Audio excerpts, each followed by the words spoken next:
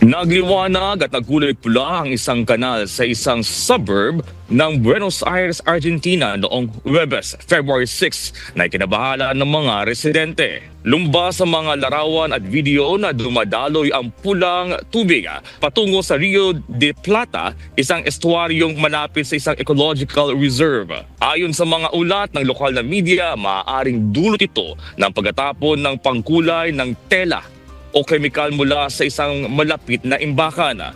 Kumuha na ng water samples ang Environment Ministry upang alamin ang sanhi nito. Ayon sa mga residente, matagal nang may nagtatapon ng toxic waste sa kanal at dati na rin nila itong nakitang may iba't ibang kulay tulad ng dilaw, asul, berde, rosas at may grasa sa ibabaw.